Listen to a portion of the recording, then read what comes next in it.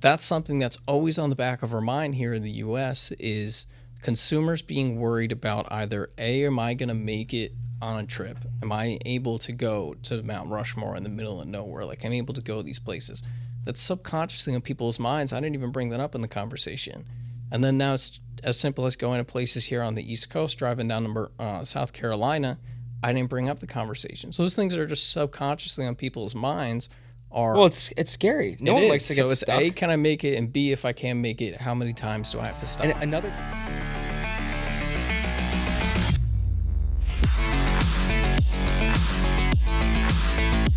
This is the Healy Brothers Podcast. All right, so this is an episode of the Healy Brothers Pod where we're going to talk about the surge in EV sales and why the U.S. is actually lagging as opposed to other parts of the world, right? So when it comes to other parts of the world, as a whole, actually, the whole world, it's up year over year in the first 4 months, so January through April, 29% year over year in EV sales, which is a massive jump, right? The U.S., as opposed, is only up 5%. Right, so when you look at China, they're up 35%. I tried doing some research on why their sales might be. Oh, I think I can knock this out real quick. They have some more things with their government incentives, I think, compared to what we do. I don't know if you know. Exactly more. So I could touch on that a little bit. And their charging infrastructure, EU's also up 25% themselves, and that's the same thing. You know, smaller countries. Yeah, I mean, they still have tax incentives and all that stuff. But So, first off, China has BYD. Correct. An affordable EV. Much cheaper than ours, right? And a hell of a product from what I've seen. The technology is phenomenal. It competes with the best of the best. Like on a price per car, like on a price $15,000. Yeah, a price per car and the technology in it, it competes. Like, don't get me wrong. Like, Elon Musk's a genius. It's great, and I know I can't sell Tesla, but it's a phenomenal car. I can't say it's not. BYD, it's also subsidized by the government, so they have an affordable EV. Also, a lot of people don't understand to have these vehicles out there. Their power grid is light and day. That's one thing when I compared searched to the up United about States. China was they're like 10 times ahead in the future for being able to handle the power than we can. So that's a huge difference. Yeah. So I mean, they're using nuclear power. They're using oil. Down nuclear plants. So they have such an advantage on producing a lot of power, and to go into the future and to be electric and stuff like that, you need to produce lots of power. Yeah. One thing I found was their charging ahead. Infrastructure is really well. Yeah. In China. I mean, obviously they have certain parts. I've never been to China, so I don't really know what it looks like. But from just reading the stats and like hearing like All In talk about it, our power needs to pick up drastically or we'll just fall behind. Even just not on EV cars, but technology in general. It needs lots of power to produce artificial intelligence. So and all that. My stepdad works with Con Ed, and when they have meetings and they talk about our charging infrastructure and what the states are trying to add, there's a lot of stuff that like Con Edison and other companies will have to replace to actually try and keep up with this. So there is a lot with our infrastructure that is not ready for it. And then the EU, when I think of their sales being up 25%, they're such small countries compared to us. Like, their countries are the size of our states. So imagine what their commute times are compared to our normal commute. Also, they have large incentives there that you don't hear about. So they do have large country national incentives. Yeah. I mean, we have them here too. And we could touch on that, but yeah, they do have that. China's the big one that's like really crushing. Could be wrong, but when I was doing research, they even have some type of incentives on trade-ins when you're buying an EV. Like, they had a huge list of incentives that is larger than the U.S. incentives are when it comes to EV. But one thing I do want to get straight, the United States, like everyone's like, oh my God, the EVs are not on the trajectory of skyrocketing like they were, but they're not going down. It's still we're still increasing. We're up 5%. So obviously, when you look at the rest of the world, you're like, wow, you're only 5%. And then the last few months we've had a quick little spike. Nothing crazy, but a lot of that has to do with the tax incentive that might go away. That being said, we're in a different state where we have the California emissions like mandate, and granted that might have to change because I don't think it's possible for us to get there. No. And they're working through that, but right now people are buying because they want that credit. EVs are affordable to Americans right now, especially used EVs, because you still get a tax credit. So there's a lot of different reasons why we're going up and stuff like that. And do I think New York is still mandated? I think they'll still have some kind of tax credit for electric vehicle going forward from what we're hearing. Do you think the state's going to bring something in? Yeah, I mean, the state's part of it. So you have the federal one, but the state will I think if they want it to keep going, I think they'll do it. I mean, it would make sense because Yeah. we're nowhere near the trajectory to hit that mark. Oh, yeah. I mean, I don't even think it's feasible with the grid. Like to get power to our dealership and our just our chargers It took a long time to actually get those built. It is insane what you have to do to get it. I remember how long that construction took at PK Chevy. It was a long time. Yeah, I mean, those chargers. I mean, it's not the power company's fault all the time. They don't have the power to give. So, and they need help with infrastructure. It costs a lot of money to do so. That's why the government needs help out and understand that we have a major power issue. So, that's the first and foremost we got to fix to keep that going. Do I think we'll fully get rid of gas-powered vehicles? No. I think they play a big role. And I think our country needs oil. I think Elon Musk was even one that said, he goes, you can't just shut off oil. Our country will just go, it'll go dark. So I think we got to use some of our natural resources and stuff like that. Use oil. Yeah, I mean, their factory definitely does not 100% run off of electric. But yeah, EVs are the future. The technology is great. I think that and once we know how to recycle them better and stuff like that, and obviously we're still learning. They're still a newer product. That's something that they got to figure out. I didn't even think about that. So there's a lot going on, and EVs are not going away. I think people really like them. They have that great power, that they have adrenaline rush when you drive them. So over the last couple months being on the ground, even family members that have bought one, people are definitely starting to realize their comfort level. Right. So they're really smooth cars. They have a low center of gravity. So people are starting to adopt them and start to have more interest in them. But there's still that blockade of them making the jump. And that's where our sales lag. So the first thing that we'll talk about, I mean, you talked about already, was the infrastructure gap. Right. And one of the things I can think of, all right, I have it down here, is the limited public charging access. Right. So in certain parts of our country, certain parts of our states, there are a lot of chargers in a small area. Like if you think of Westchester, New York City, you got Tesla chargers, ChargePoint, Evolve, New York, all over the place. As you start going upstate, they start getting further and further away.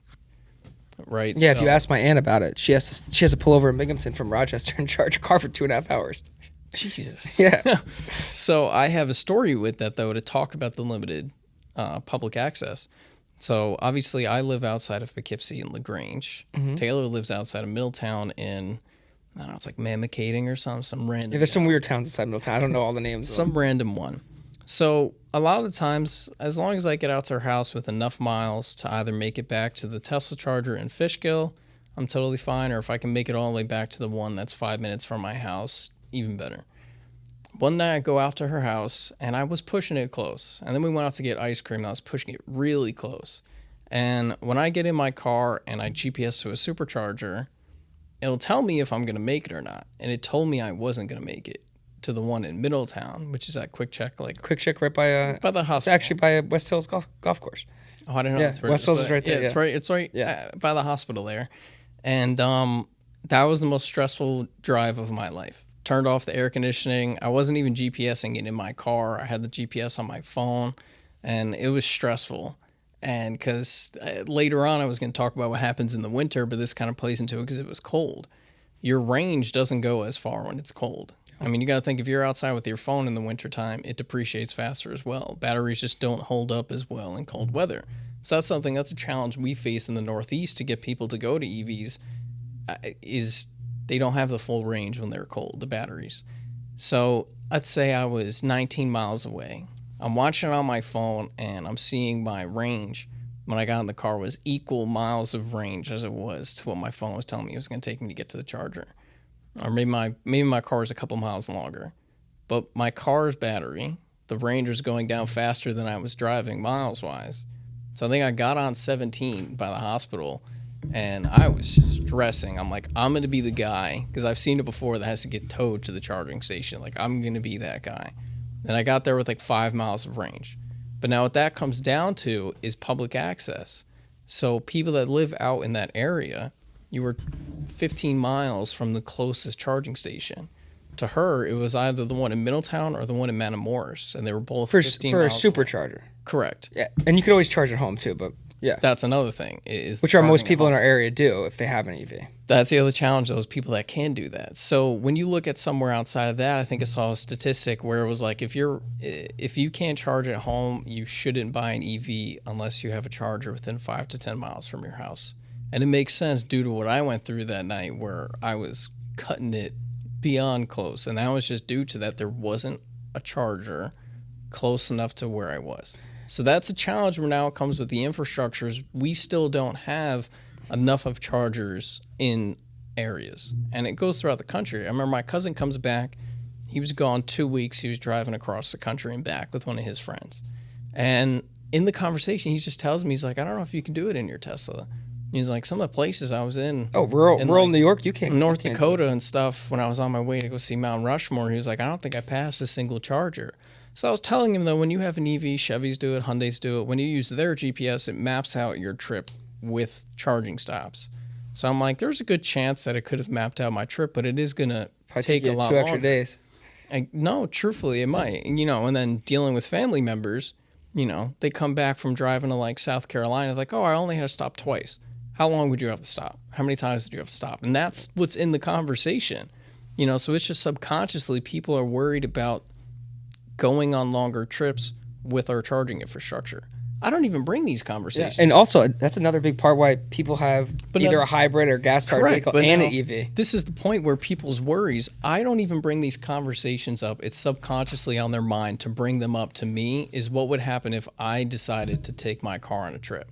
So that's something that's always on the back of our mind here in the U.S. is consumers being worried about either, A, am I going to make it on a trip? Am I able to go to Mount Rushmore in the middle of nowhere? Like, I'm able to go to these places. That's subconsciously in people's minds. I didn't even bring that up in the conversation. And then now it's as simple as going to places here on the East Coast, driving down to South Carolina. I didn't bring up the conversation. So those things that are just subconsciously on people's minds are... Well, it's scary. No one likes to get stuck. So it's A, can I make it? And B, if I can make it, how many times do I have to stop? And another big issue we're facing in America is what you're hearing is we do have chargers in urban settings and stuff like that, but a lot of them are broken or not updated. When I go to a... That's a big issue too, is not being taken care of and maintained. I have 3 scenarios with this. One is one of the first nights I had my car, I tried stopping at a free charge point. It was broken, right? So I had the charge point app. It GPSed me to there because this is when my Tesla account was still waiting to be approved, right? ChargePoint app was broken. I had to go find another charger. Then another time, I got to go play golf at James Baird. Their ChargePoint app was broken, right? It was working the last time I played golf at James Baird. I went, it was broken. And now probably every couple of times I go to the charger, luckily they tell you by my house, because GPS yourself there so your battery can precondition. So it charges faster, it just like heats up the battery. When I get close to it, it'll tell me stall 1B is broken, use another charger. Stall 2C is broken, use another charger. And that happens every couple of times I go there. So they are broken more than I would have thought. Now that I own one, I realize they are broken more than you would think. Another thing is people that don't own Teslas, they're kind of sick and tired of having so many apps on their phone, right? It's like a lot of these pay stations don't have a POS system on them. Like they don't have a credit card terminal or anything like that. You have to download an app, put a card on file, scan the phone, or input what charging stall you're at. So that's another thing is people are kind of sick and tired of having so many apps. And now you mentioned home charging, right? So some people, when they buy a car, it's either the sticker price of having chargers installed at their house that deters them from doing it, or it's their ability if they live in an apartment. So if you don't have the money to pay to put a charger in your house, now that's a stop. Not that it's a lot of the time expensive. You don't always have to pay for it. So a lot of the time there's deals with it, like Hyundai with deals, incentives to do it. You have to pay for the electrician, obviously, but there are incentives. A lot of times the automakers will give you the level 2 charger, but like saying you have to pay for the electrician to put it in, which can still be like $1,500 or $2,000 to. It can be expensive, but you are saving $250 to $500 on the charger. Correct. So now, but when they see that, they're like, oh man, I got to come out almost $2,000 out of my pocket just to install this in my house. But over time, you save a ton of money based off of, I'll be honest, I've just been lazy. My dad was going to put in one for me. Well, he was going to put in, because you don't have to put in a level 2 charger. You just have to put in, it's like a 220 outlet. something that has enough power to be able to connect a level 2 charger to. And I've just been lazy and I just haven't done it. But if I think of when Christina at PK Chevy bought one, she didn't want to spend the money to have it installed at her house. Because she has Healy Brothers Chevrolet to plug Exactly, but she didn't. Our chargers always work, Nikki. They do. And they're nice ones, too. Yeah, I've never had an issue. So, but she just didn't want to spend the money out of pocket. So now, and those are people with houses. I've just been lazy. I haven't done it. Christina didn't want to come out of pocket. But then you have a lot of people, especially in our area, that don't own homes. They have apartments. They can't install a level 2 charger at their apartment. But now, a technician at Chevy, he had a reason to buy one. He lives at Eastdale. I don't know if you know what Eastdale is. Like this giant apartment complex. It's basically like its own town now, right? They have chargers there. So now they have a lot of apartment complexes level 3 chargers. So for him, it wasn't a problem. I work at a dealership, and then there's chargers at my apartment. So it's not a problem for him, but other people, it would be a problem. They can't install a charger and they don't work somewhere. So let me ask you this. So say we don't fix our grid, we don't get more power here, we don't add more stations. Would you still purchase an EV? I would after owning one, just because it's so comfortable. Like, it's not even, for me, after driving it for over a year now, it's not even about the power that it has. Don't get me wrong, my entire family was blown away by it, and I've owned a ton of sports cars. They've been in them. But there's just nothing like that torque. But for me, driving it daily, it's how comfortable they are. Even our work car, the Ioniq 5, they're just so comfortable because they have a low center of gravity. Does the technology have to do anything? Because you do get technology in the gas power and the hybrids, but what's different about this one? Because I know you're a tech kid. So when it comes to technology, I mean, let's say when you're driving an ICE vehicle, right? You have the shift of a transmission. You might have a jerky type of acceleration the way you hit your accelerator, right? There's none of that in EV. Everything is smooth. There's no shifting in a transmission. It's a one-speed transmission that you're just driving with, so you don't deal with any... It's instant. Exactly. But you don't deal with any, like, clunks when you're going... Like a lag. From gear to gear. Yeah. Correct. There is no lag. So that's a comfortable portion of it. But then a lot of it, for me, has to do with... It's no technology that's in their suspension. It's just the low center of gravity for an EV makes them a very comfortable ride. So some of it might be the technology with, like, the transmissions that make it comfortable, and then a lot of it just has to do with their center of gravity that makes their suspension really comfortable. And then the technology in all EVs is just great. I mean, ICE vehicles are starting to have better technology, like in their infotainment systems and everything like that, but every automaker has made that a point with EVs, because if the future. If you're going to drive a giant battery, my giant battery better perform like my iPad is pretty much what it is. So that's a good way to put it. You got to phrase that. You got to. If I'm going to drive a giant battery, it better be like an iPad. Yeah. So automakers have done a great job with that. And the crazy part is Tesla is still the leader, but General Motors and Ford and Tesla Kia and Hyundai, they're really coming out and they're producing phenomenal vehicles. I should have put the statistics, but other automaker sales increased, Tesla sales. Yeah, I mean, Tesla's also they decreased because Elon Musk and stuff like that. Other issues, correct. He makes a great product. You can't knock that man for making a great product. Not as affordable as it used to be anymore. Yeah. Though. They don't have they have good.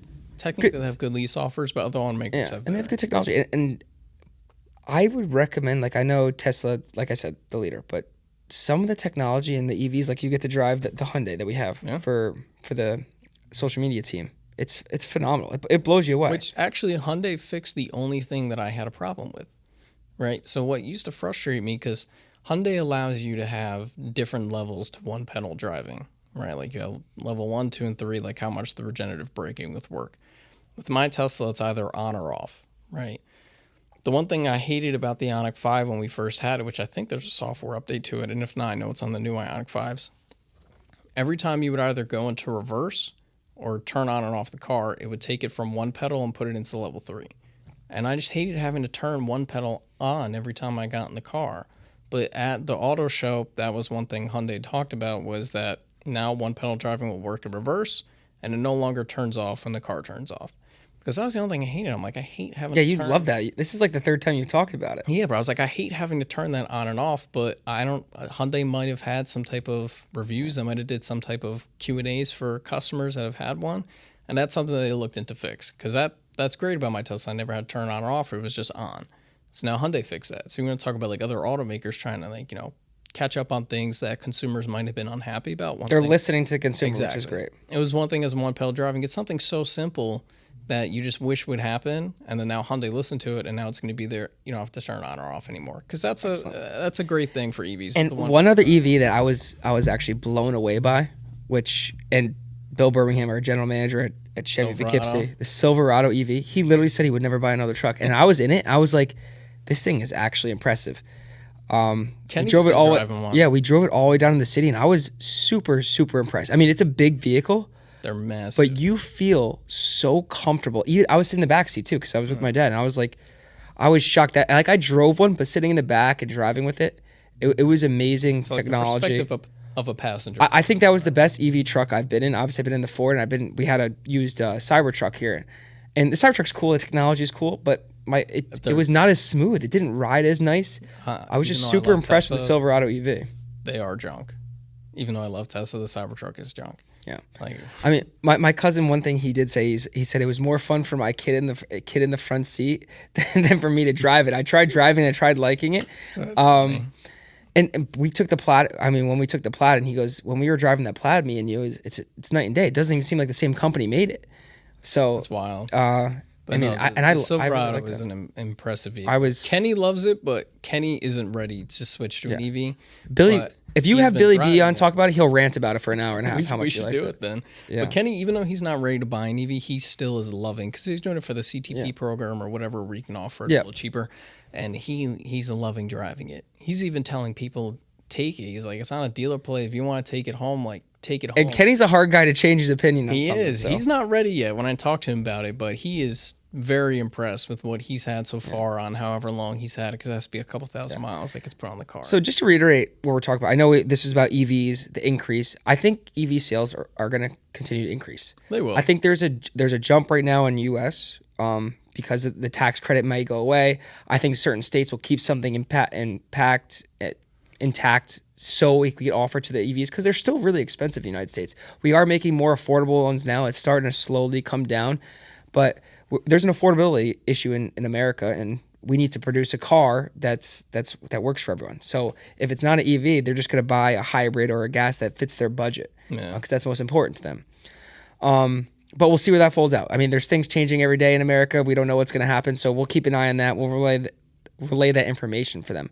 And then for us to really sustain EV growth, we need to come up with better power, whether it's starting to use nuclear or get more efficient plants online. Because if we don't have that, we'll never be able to compete with China or Europe. With our state, we've shut down, as far as I know, in this area, 2 nuclear plants. And I mean, there's different safer nuclear. That's a different kind of nuclear. There's different ways, and I don't understand it fully, but I know we need to do something to produce more energy in this country, because solar panels and wind power turbines are not doing it for the United States. And solar panels aren't cheap. Yeah, and the technology these cars run on, they need that power to create that. And you hear that all the time in the news, but I really think that's a big issue for the United States before we really go into the future and sell more EVs. Made me think of something funny about solar panels. I don't remember what podcast Elon was on, but he was basically saying if you take a chunk of Utah, you could power the whole country. Oh, yeah. Well, the problem, though, that he explained, is you can't get it anywhere. Yeah. So even though X amount of mile radius of solar panels in a chunk of Utah, that's got nothing. You need a healthy mix of power. He was like, that could power the country, but you can't actually get that power from that chunk of Utah anywhere. Yeah. So you could do it off of solar panels, but you can't get the power anywhere. Yeah. We need more natural gas. I know we're producing a lot of natural gas again, and we're actually exporting it for once, which is great. But we need to figure out our power issue, our grid. And look at Spain. Spain tried to go to solar, and they had a blackout. Really? Like in their country. Yeah, they tried to switch all off gas, and they had a complete blackout. So we can't do that. We have to do the right things. We know how to produce it cleaner than ever before. It's not like the old days where it wasn't as clean. But if we get that right, we could really obviously sell more EVs, and then also is producing an affordable EV. That's most important, and not with a tax credit. So once we start really producing a lot of them and listening to the customer, I think we can get to that $20,000, $25,000, maybe $30,000 right away is an EV that someone can afford. We need that badly, because right now the average EV price without the tax credit is a couple grand higher than the average. Yeah, it's like 52,000, I think it is. Like yeah. That, yeah. And that's in a new one. Obviously, there's still deals on used ones, and you can still get a tax credit on them. But we'll keep you updated with what's going on with the EV tax credit. It could change, but New York State can come out. We're a New York State dealer, so there's a lot going on. We're trying to inform you as much as possible, and it's changing for us every day. It is. So I want to touch on the range anxiety a little bit because it falls back to some stories. Like that's a big thing. Like I remember one day at home, I'm talking about how much range some of the new EVs are going to get. One was like 350. So let me ask you this real quick. How bad do you get range anxiety by just going to work? Like how much are you usually driving? I don't get range anxiety. Okay. Right. So if I'm going to Chevy, I don't know, maybe it's like 7 miles. Is that because you're planning, or you just know exactly where your day is? It comes down to every day? planning. So right? what if you were gonna obviously you know what you're doing on the weekends or anything like that? Correct, but it comes down to planning. Like let's say if I know I'm going to be golfing far in the morning, right? 'Cause that's what I do on the weekends. If I don't want to have to wake up early to go charge my car, I charge it the night before. So it just came down to planning. Like when I had a gasoline vehicle, there was never any planning. You would just be stopping. Because there's 7 million gas stations. You're just stopping at a gas station for 5 minutes. But then this is what I try to explain to people, they always bring up like, oh, I'm going to be there for so long. Some charging stations have great locations where it doesn't matter. Like the one by my house is at a food store. So if my car takes 25 minutes to charge, I'm in the food store longer than 20 minutes. So my car is going to be done charging by the time I come outside. I tell my stepmom this, and then it comes down to the location of the charger. You got a farther walk from the Tesla chargers into the food store than you do from a regular parking spot. So for me, it's all, like you said, the planning is a big thing. So I always just... But does it bother you to take it to a shop? It's just like something you're used to now. And really, at this point, I'm just used to it. So and you love the car and love how it makes you feel and what it does for you over that anxiety, right? Just for you as a preference? Well, definitely well over the anxiety. Yeah. The only time I got anxiety from was that night that I got to a charger with 5%. That was... So your girlfriend gave you the anxiety? If we didn't get ice cream, I wouldn't have been in that position. I mean, so for me, for EV, obviously, I've driven EVs, but right now I drive a hybrid or I drive the Outlander. You have a long commute daily. Yeah. And I don't have it at my apartment. But perfect example. So, but for me, I do like the EVs. I think the technology, because they seem to go there first, is phenomenal. I think they're fun. Do I like my big powered motors? Yeah, I do. But I think there's a healthy mix for me. The only reason why I miss an ICE vehicle is there's no manual transmission electric cars. And I've owned so many manual cars, and I do miss that. Because, I guess you feel one with the car, if that makes any sense. With an EV, it's driving me half the time. So I'm not with the car is driving me. So, but to continue with the range anxiety portion of it, when I was talking about the mile range, someone at my house is like, all right, well, my Silverado gets 600 miles on my gas. I'm like, man, I can't win. I can't even talk up how well they just did with this range. You talk about how much range your gasoline Silverado has. So there's no winning with certain individuals. No matter what you try and sell them on, however you try and talk about how far EVs have come, some people they aren't there. They I hate to tell you, find a reason. Most people do not like change, Nikki. That's the biggest thing. They don't even want to hear it. So it's like, all right, I tell them this Silverado's got 450 miles range, and his comeback was that his gasoline one gets 600. I'm like, there's no winning. But that's someone that won't change. Like I said, some people don't want to change. He sat on his gasoline Silverado, so he can care less how much the EV gets. But there's no winning with that. Yeah. The worst part is they're making these gas Silverados so fuel efficient now. It's like... So I'm saying he gets over 600 miles on a full tank of gas. So if he was to drive down south, he's stopping once. You know what I mean? If he's driving responsibly, yeah. He's stopping once, right? So now if I'm going to put my EV in scenario, I'm probably stopping at least 3-4 times. And a lot of that depends on my driving habits. Yeah. Right? And I'm sure they're not great. They're not. My car has an energy consumption tab that I can click on. And a lot of the times it will talk about my hard accelerations wasted 20 miles of range since the last charge. Right, so it'll tell you, right? So now, when you're in a gas car, you don't think about that. But if you have hard acceleration, you're not getting 600 miles on your full tank. You're not, right? So it's just that the EV is telling you that, and you're seeing it firsthand. But you're not getting your full 600 miles of range out of your gas Silverado if you're driving like a nut. You're not getting that either. So, but the EV just tells you that, and you see it more than what you would see in a gas car. Yeah. But so range anxiety is a big thing of it. I mean, even my brother's wife, she drives 3 miles to work a day. Well, she just got a new EV, didn't No, she got a regular Blazer. Really? I thought it was an EV. Johnny has been trying to sell her on an EV, and so has Christina. Does your brother like the EVs? He does, and he would have bought one if he hadn't bought a Tahoe recently. Does he like working on them? Or are they... That's That'd be a good good question. I'm just curious because he's That's one thing I didn't even talk about. I don't know if that affects EV sales, but the working on them I know can be a pain. And there's a lot of technology in them. So when we had one that had a battery fault issue, GM's thing to them was you have to park it with nothing within like a 50-foot radius of it. Yeah, because like that. I don't know why I shouldn't be laughing at that. But, No, but it's my almost dad every had to manufacturer. tell them, he's like, we don't have a place on our dealer lot to remove stuff within a 200-foot radius. Like, we don't have that space on our dealer lot. 98% of dealers don't have. They that don't. space. So he's like, that's what the dealer or the automaker is telling us to do, and we don't actually have, that infrastructure space to work on an EV like that. And then I think EVs tend to sit there a while because of their warranty claims can take a little bit longer. So that might deter some technicians. Or it's like, say, a new battery needs to come in, so their production of that. So there's a delay in parts and stuff for EVs. So that's an issue.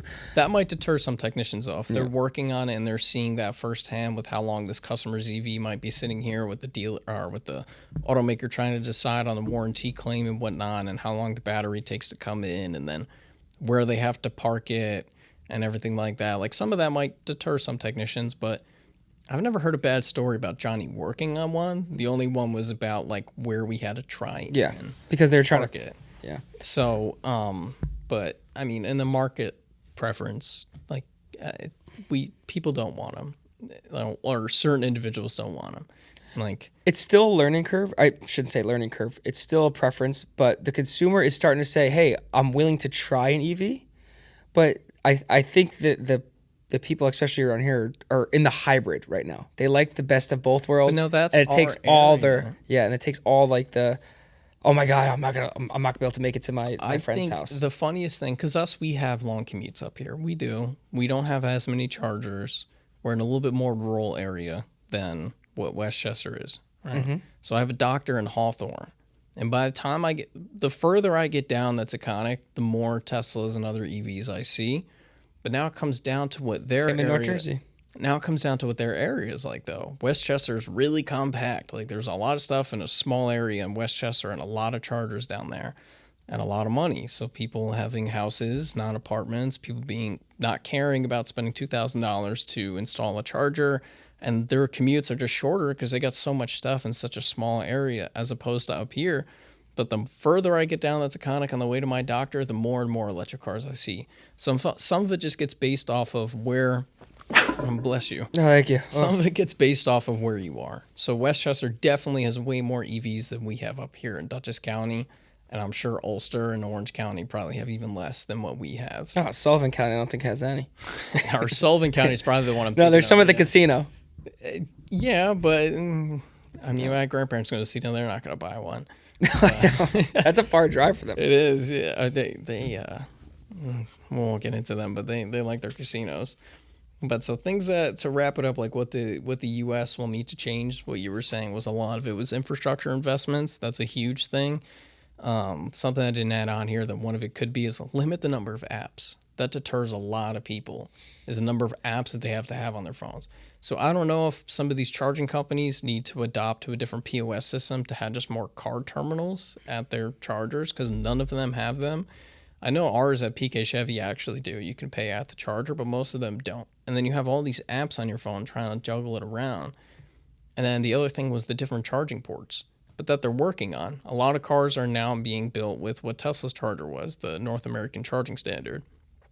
Which is great, and I think that was a great move by all They of them. should have just done in the beginning. Imagine if your car had a different gas pump and you had to find a different gas station. But think about this from another perspective. Companies that are competing, they're trying to sell a better product, but one wins out. So there's a competitive nature to it. I understand both things, but for a better consumer of buying your product, you have to have similar things have to be said. It's like plugging into outlet. Consumer. Exactly. But imagine if you had to find a gas station that actually had the correct gas pump for you to fill up your car.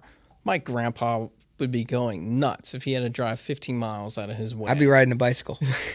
He would go nuts. So now what they're working on that is an investment, is companies being built with those. But then there's another investment that comes. A lot of these chargers don't have a Tesla port. Some of them do. They do. Some of them that aren't Tesla chargers do have NACS chargers. But now that's something else that's going to have to adopt. So now if you go 10 years from now and every EV that are not every EV, a lot of EVs that are on the road, because I'm sure people don't keep EVs as long as they keep ICE vehicles. I'm sure they won't because they're a big lease market as opposed to a buying market. So 10 years from now, you might have a huge portion of cars that do have NACS ports on them. So now a lot of those older chargers need to adopt and need to put NACS ports at them or chargers at them so people can charge there rather than having to find like a Tesla charger or find a certain charge point or Evolve New York that does have it. Because, I mean, I don't care about having an adapter in my car, but I'm sure some people might care about having to put an adapter on to charge their car, or even, you know, one thing Hyundai brought up with changing to it, they changed, I think, the location of the charging ports. Because right now with some people, because, you know, Tesla allows most automakers now to use their chargers, where their port is as opposed to a Tesla charger, they're taking up like 2 spots to try and get their car in the right place for the charger to reach, because the charging cords aren't long. They were designed for Teslas. They're on the back left, like rear fender of the car, right? Hyundai's was on like the front left. Some of them are in different locations, you know. So one thing Hyundai is adopting is the charging location, because I go there, and if a Mach-E is charging, it's taking up 2 spots. When we went with Drew and when we did a video on his Equinox EV, it's like the same thing. With where the charging port's located, he's taking up multiple spots. So there's a lot they still have to change with the charging aspect of it itself. Not even having more chargers, just the ease of charging it. Like a lot of companies need to change the charging location, not just even the port itself. The actual charging location has to change. But so there's a lot that goes. We'll get there. And then a lot of it'll get there. You got to remember, it's on the newer side of everyone getting. They've technically been around for a while, but they haven't had a lot of. I would say becoming mainstream. It's been pretty new for mainstream. Very recent. It's been a mainstream thing. Yeah. They've been around for a while, and then I think the last thing is when you were saying about affordable EVs, they need to diversify what they offer, like heavily, right? So it's great that they started. Well, it's not cheap to build them, so it's not. So it's great they got to build them at scale. It's great that every company started offering pickups, but then here's the other thing. You know, you bring up pickups and they're like, can I bring it on a job site? Is it going to last on a job site? Can I tow with it? How much of my range am I going to last with towing with it? Right. So there's still so much that goes into it. Yeah. There's a lot they need to work on. Thank you for tuning in. Don't forget to like, comment, hit that subscribe button, and follow us at Healy Brothers on all social platforms.